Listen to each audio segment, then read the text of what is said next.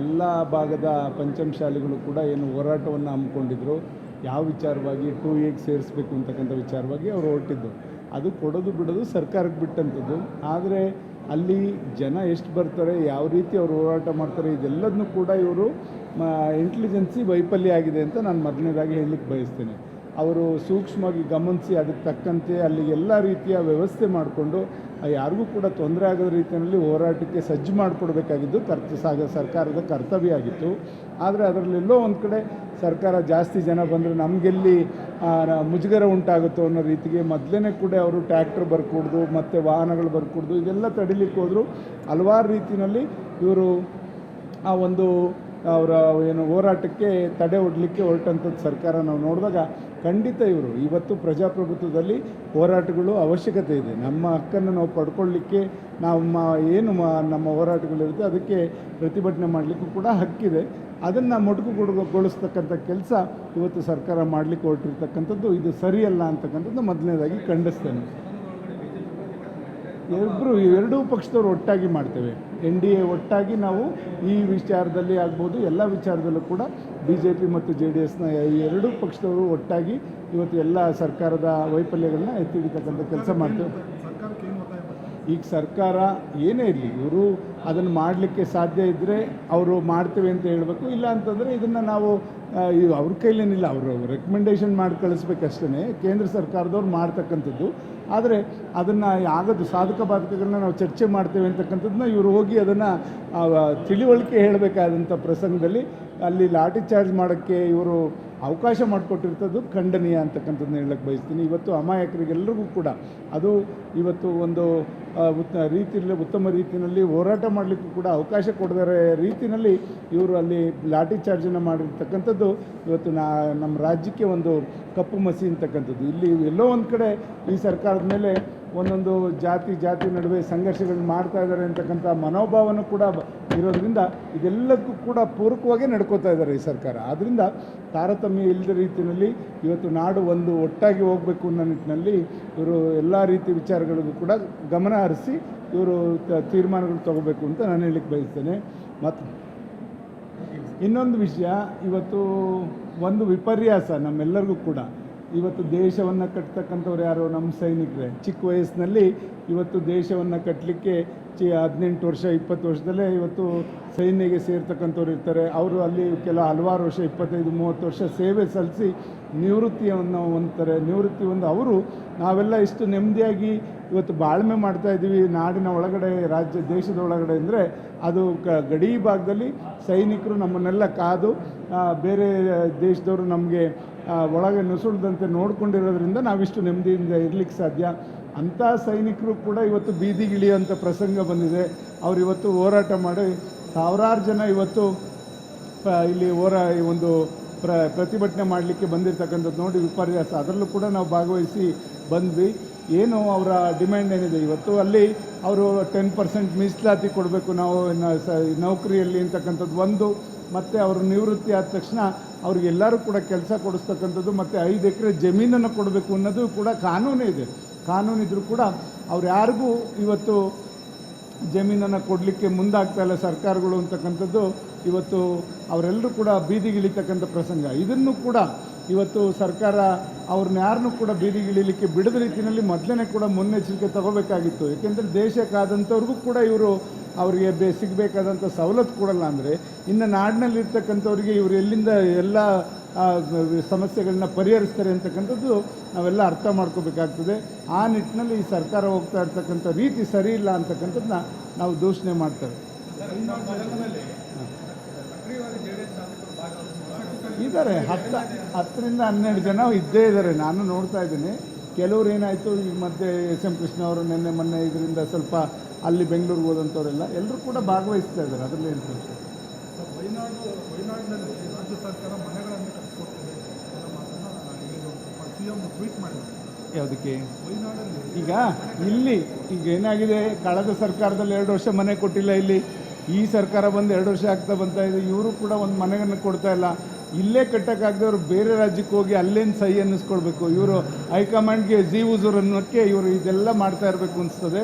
ಮೊದಲು ನಮ್ಮ ಜನಕ್ಕೆ ಇಲ್ಲಿ ಯಾರು ನಿವೇಶನ ಇಲ್ಲ, ವಸತಿ ಇಲ್ಲ ಅಂಥವ್ರಿಗೆ ಅದನ್ನು ಪೂರೈಸ್ತಕ್ಕಂಥ ಕೆಲಸ ಇವತ್ತು ನಮ್ಮ ವಸತಿ ಇಲಾಖೆ ಮತ್ತು ಸರ್ಕಾರ ಮಾಡಲಿ. ಮೊದಲು ಬೇರೆಯವ್ರಿಗೆ ನೀವು ಹೋಗಿ ಅಲ್ಲಿ ನಿಮ್ಮ ಹೈಕಮಾಂಡ್ನ ಮೆಚ್ಚಿಸೋಂಥ ಕೆಲಸ ಮಾಡೋದು ಬಿಟ್ಟು ನಿಮಗೆ ಮತ ಹಾಕಿ ನಿಮಗೆ ಸರ್ಕಾರ ಕೊಟ್ಟಂಥ ಜನಕ್ಕೆ ಮೊದಲು ಎಲ್ಲ ರೀತಿಯ ಸೌಕರ್ಯಗಳನ್ನ ಕೊಡೋದಕ್ಕೆ ಮುಂದಾಗಿ ಅಂತ ಹೇಳ್ತಾರೆ. ಎಲ್ಲ ಭಾಗದ ಪಂಚಮಶಾಲಿಗಳು ಕೂಡ ಏನು ಹೋರಾಟವನ್ನು ಹಮ್ಮಿಕೊಂಡಿದ್ರು, ಯಾವ ವಿಚಾರವಾಗಿ 2Aಗೆ ಸೇರಿಸಬೇಕು ಅಂತಕ್ಕಂಥ ವಿಚಾರವಾಗಿ ಅವರು ಹೊರಟಿದ್ದು. ಅದು ಕೊಡೋದು ಬಿಡೋದು ಸರ್ಕಾರಕ್ಕೆ ಬಿಟ್ಟಂಥದ್ದು. ಆದರೆ ಅಲ್ಲಿ ಜನ ಎಷ್ಟು ಬರ್ತಾರೆ, ಯಾವ ರೀತಿ ಅವರು ಹೋರಾಟ ಮಾಡ್ತಾರೆ, ಇದೆಲ್ಲದನ್ನೂ ಕೂಡ ಇವರು ಇಂಟೆಲಿಜೆನ್ಸಿ ವೈಫಲ್ಯ ಆಗಿದೆ ಅಂತ ನಾನು ಮೊದಲನೇದಾಗಿ ಹೇಳಲಿಕ್ಕೆ ಬಯಸ್ತೇನೆ. ಅವರು ಸೂಕ್ಷ್ಮವಾಗಿ ಗಮನಿಸಿ ಅದಕ್ಕೆ ತಕ್ಕಂತೆ ಅಲ್ಲಿ ಎಲ್ಲ ರೀತಿಯ ವ್ಯವಸ್ಥೆ ಮಾಡಿಕೊಂಡು ಯಾರಿಗೂ ಕೂಡ ತೊಂದರೆ ಆಗದ ರೀತಿಯಲ್ಲಿ ಹೋರಾಟಕ್ಕೆ ಸಜ್ಜು ಮಾಡಿಕೊಡ್ಬೇಕಾಗಿದ್ದು ಸರ್ಕಾರದ ಕರ್ತವ್ಯ ಆಗಿತ್ತು. ಆದರೆ ಅದರಲ್ಲೆಲ್ಲೋ ಒಂದು ಕಡೆ ಸರ್ಕಾರ ಜಾಸ್ತಿ ಜನ ಬಂದರೆ ನಮಗೆಲ್ಲಿ ಮುಜುಗರ ಉಂಟಾಗುತ್ತೋ ಅನ್ನೋ ರೀತಿಗೆ ಮೊದಲೇ ಕೂಡ ಅವರು ಟ್ರ್ಯಾಕ್ಟರ್ ಬರ್ಕೊಡ್ದು ಮತ್ತು ವಾಹನಗಳು ಬರ್ಕೊಡ್ದು ಇದೆಲ್ಲ ತಡಿಲಿಕ್ಕೆ ಹೋದರು. ಹಲವಾರು ರೀತಿಯಲ್ಲಿ ಇವರು ಆ ಒಂದು ಅವರ ಏನು ಹೋರಾಟಕ್ಕೆ ತಡೆ ಒಡ್ಲಿಕ್ಕೆ ಹೊರಟಂಥದ್ದು ಸರ್ಕಾರ ನಾವು ನೋಡಿದಾಗ ಖಂಡಿತ ಇವರು ಇವತ್ತು ಪ್ರಜಾಪ್ರಭುತ್ವದಲ್ಲಿ ಹೋರಾಟಗಳು ಅವಶ್ಯಕತೆ ಇದೆ. ನಮ್ಮ ಹಕ್ಕನ್ನು ನಾವು ಪಡ್ಕೊಳ್ಳಿಕ್ಕೆ ನಮ್ಮ ಹೋರಾಟಗಳಿರುತ್ತೆ, ಅದಕ್ಕೆ ಪ್ರತಿಭಟನೆ ಮಾಡಲಿಕ್ಕೂ ಕೂಡ ಹಕ್ಕಿದೆ. ಅದನ್ನು ಮೊಟಕುಗೊಳಿಸ್ತಕ್ಕಂಥ ಕೆಲಸ ಇವತ್ತು ಸರ್ಕಾರ ಮಾಡಲಿಕ್ಕೆ ಹೊರಟಿರ್ತಕ್ಕಂಥದ್ದು ಇದು ಸರಿಯಲ್ಲ ಅಂತಕ್ಕಂಥದ್ದು ಮೊದಲನೇದಾಗಿ ಖಂಡಿಸ್ತೇನೆ. ಎರಡೂ ಪಕ್ಷದವರು ಒಟ್ಟಾಗಿ ಮಾಡ್ತೇವೆ. NDA ಒಟ್ಟಾಗಿ ನಾವು ಈ ವಿಚಾರದಲ್ಲಿ ಆಗ್ಬೋದು, ಎಲ್ಲ ವಿಚಾರದಲ್ಲೂ ಕೂಡ BJP ಮತ್ತು JDSನ ಎರಡೂ ಪಕ್ಷದವರು ಒಟ್ಟಾಗಿ ಇವತ್ತು ಎಲ್ಲ ಸರ್ಕಾರದ ವೈಫಲ್ಯಗಳನ್ನ ಎತ್ತಿ ಹಿಡಿತಕ್ಕಂಥ ಕೆಲಸ ಮಾಡ್ತೇವೆ. ಈಗ ಸರ್ಕಾರ ಏನೇ ಇರಲಿ, ಇವರು ಅದನ್ನು ಮಾಡಲಿಕ್ಕೆ ಸಾಧ್ಯ ಇದ್ದರೆ ಅವರು ಮಾಡ್ತೇವೆ ಅಂತ ಹೇಳಬೇಕು. ಇಲ್ಲ ಅಂತಂದರೆ ಇದನ್ನು ನಾವು ಅವ್ರ ಕೈಲೇನಿಲ್ಲ, ಅವರು ರೆಕಮೆಂಡೇಷನ್ ಮಾಡಿ ಕಳಿಸ್ಬೇಕಷ್ಟೇ. ಕೇಂದ್ರ ಸರ್ಕಾರದವ್ರು ಮಾಡ್ತಕ್ಕಂಥದ್ದು.